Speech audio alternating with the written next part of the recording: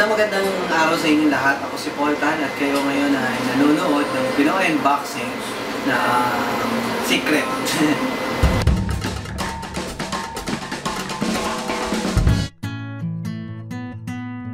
Okay, so ngayon, katabi ko ngayon yung titanium PC na ginawa ko. Ito yung pinaka-latest ngayon na ginawa kong PC mod. Ito yung casing ng Cooler Master Striker. Ginawa ko siyang titanium PC. As of now, siya ay nasa 95% completion na.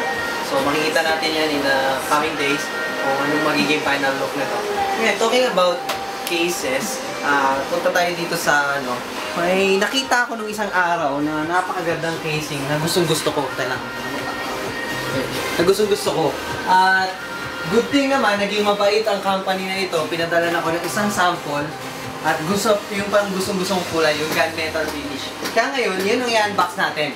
Ngayong araw na ito, i-unbox natin ngayon yung NCXT Phantom 820 na casing na nandito ngayon sa atin. Pinadala ito ng NCXT sa akin. Galing kay Sir Jerome Tan. Thank you so much, Sir Jerome, ng Photo Hub. Okay. So ngayon, let's unbox this big baby. Nga pala, size nga pala niya, halos kasing laki niya yung box ng Cosmos 2. Yun ang size nito. Okay, so ilan sa mga feature ng casing na to, bago pala natin buksan, pakita na muna natin. Okay, so next generation. So ito yung mga ilan sa mga cool features ng casing. Cooling niya, mayroon siyang front, top, side, rear, bottom, and HDD cooler. Okay clearance niya. So ayan yung mga niya, cable management, case specs, dimension. So halos kasing laki nga niya. Halos lang naman kasing laki niya yung Cosmos 2. Ang cool color niya, gunmetal. Okay. So dito naman sa likod, makita niyo yung all around picture, mga glamour shots ng NCXT Phantom 820. So kita niyo naman, ganda-ganda talaga niya, grabe. Can't wait to open this. Okay? So ngayon, buksan na natin. So isang araw ko pa ito gustong buksan. Okay.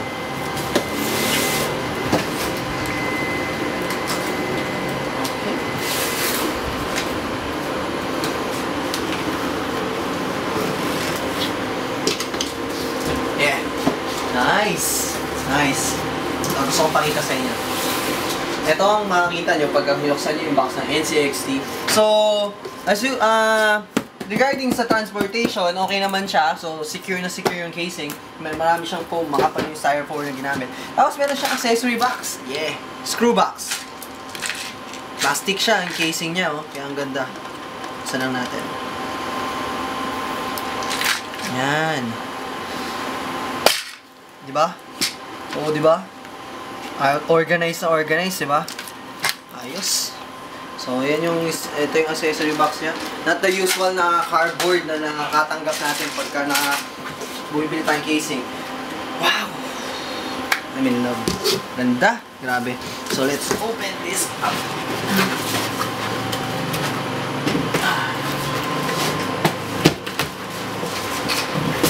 Okay.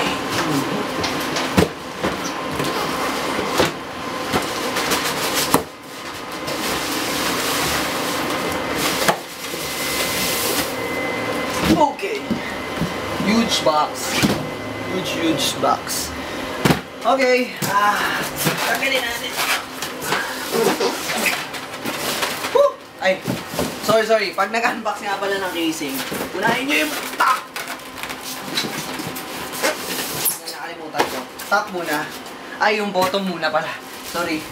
Wow, ganda ng... Tingnan mo yung paa. Paa niya yan Pero mukhang top panel na. Okay. So, nakuha nyo na yung, tanggal nyo na yung ilalim. Babaw naman.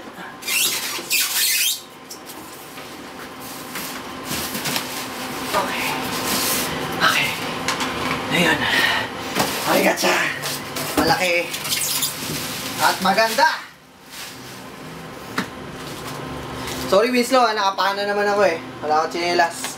Namutan ko. Inubad ko Yan! Okay.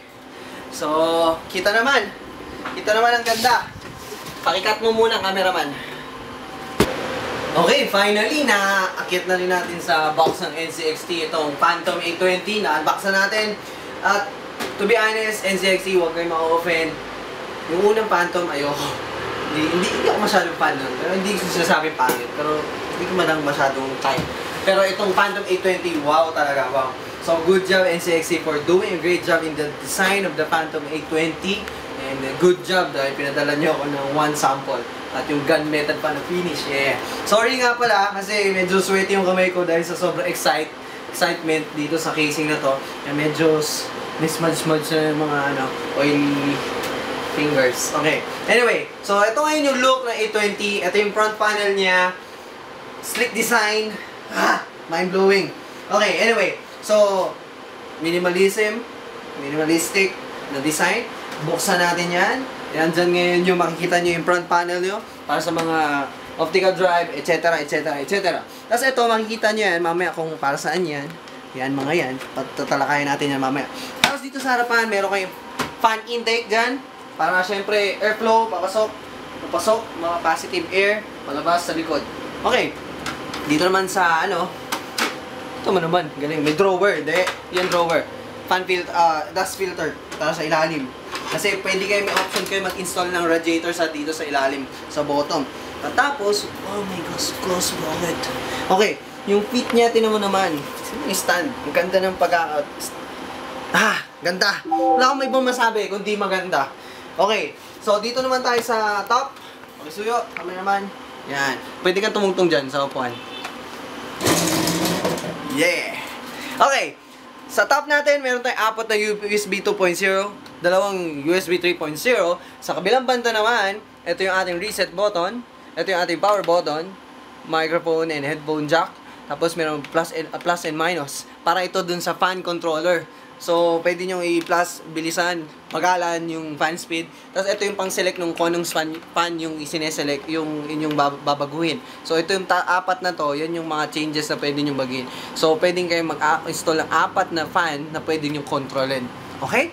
So, dito naman, maganda yung mesh design niya. Ganda, grabe. So, para sa intake din ito. Kung may option kasi kayo na pwede mag-install ng radiator dyan sa ilalim niyan.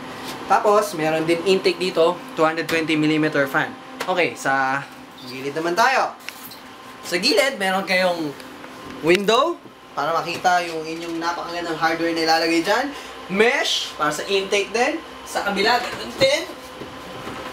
Pero, wala lang yung window, wala lang din yung mesh. Pero, meron siyang 3D-ness dito na effect. Naka-bulge siya para sa wire cables nyo. Kung sakaling magmamanage kayo at medyo palpak yung pagkakamanage nyo, makapal pa rin. So, meron kayong space dyan. Sa likod, yan. Sa likod, ito ang ganda na itong design na to eh. Meron kayong option na i-slide up and down nyo yung fan na gusto nyo. Pwede nyo siyang ma-reposition. Tapos, meron kayong tube hose dyan para kung magwa-water cooling kayo, magbabackpack tayo dyan ng radiator, pwede rin. Tapos PSU, 9 slot nga pala na PCI, so napakalaki ng motherboard na pwede nyo ilagay dyan. Okay, punta na tayo ngayon sa loob.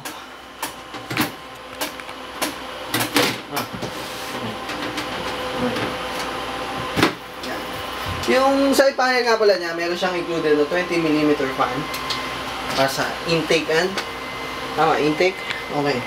Yung loob niya ay ito. It supports ATX, Micro ATX, Mini ATX, Flex ATX, SSI CEB, SSI EEB. Hindi ko alam kung ano yung dalawa nasa huli, pero in short, sa ibang salita daw, maluwag daw yung motherboard. Ay, yung motherboard tray. Ayan, nakikita na? Okay. So in short, maluwag daw yung motherboard tray. At marami kayong grommets hole para sa cable management nyo. In my opinion, masyadong madami. Pero mas okay na daw sobra kaysa kulang. Okay, pagkatapos, meron kayong so may PSU fit pa kayo. Para may gap. Hindi siya basta may gap yung PSU nyo. May space siya para mag-breathe in, mag-suck in ng air palabas dun sa dito naman sa kabilang side. Tapos meron kayong option dito na triple radiator. Pwede nyo lagay dyan.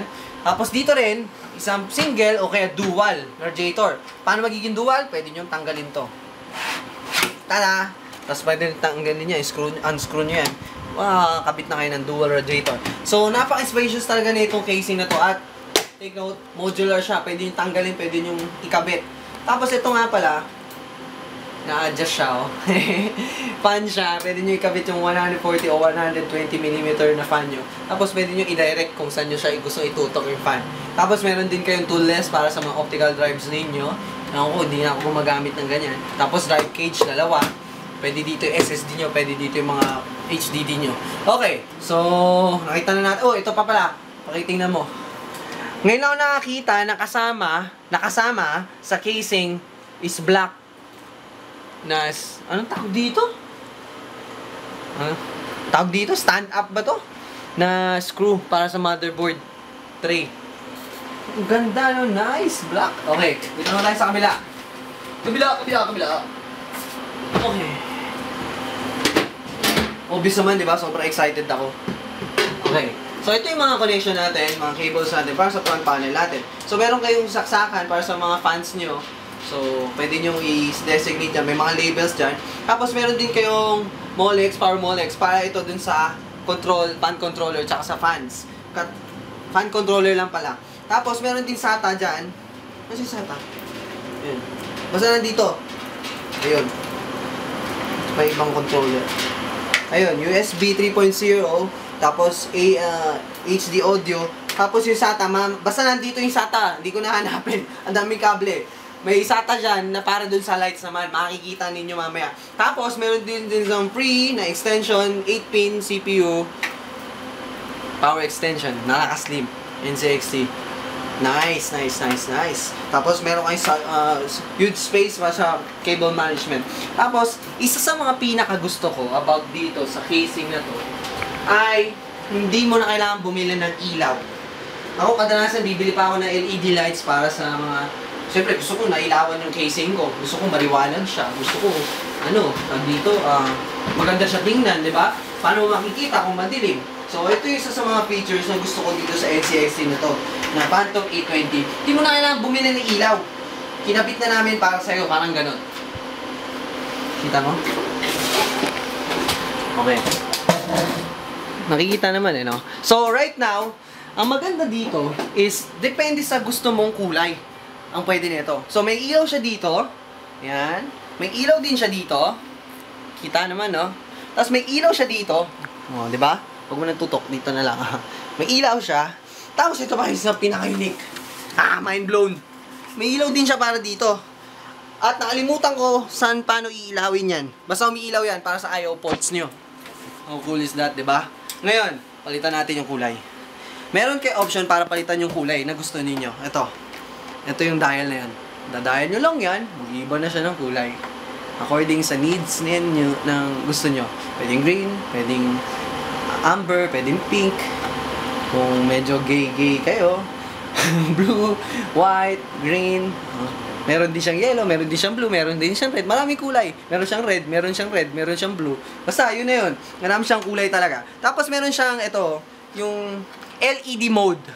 Ito yung halimbawa, mamimili ka kung anong gusto mong patayin na ilaw. Pwedeng patay lahat. Pwedeng, ito lang ang bukas, yung nandito sa Pwedeng, ito lang ang bukas. Tsaka ito, wala dito. Yan, wala dito sa loob. Tapos, pwedeng bukas naman lahat. Tada!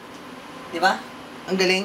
Okay. Tapos meron din siyang, Ayun, nahanap ko. Ito yung button para sa likod, sa I/O port. Para mailawan siya. Oh, kita mo naman. Ganda ko. Diba? Okay. So, good job NCXT para sa napakagandang casing na to. Nakita nyo naman, ang laki. Ang laki niya talaga. Para siyang Cosmos 2. Pero mas malaki pa rin Cosmos 2. Pero, ang ganda talaga niya. It comes in gunmetal, matte black, and glossy white. Mine is gunmetal. So, ano sa inyo?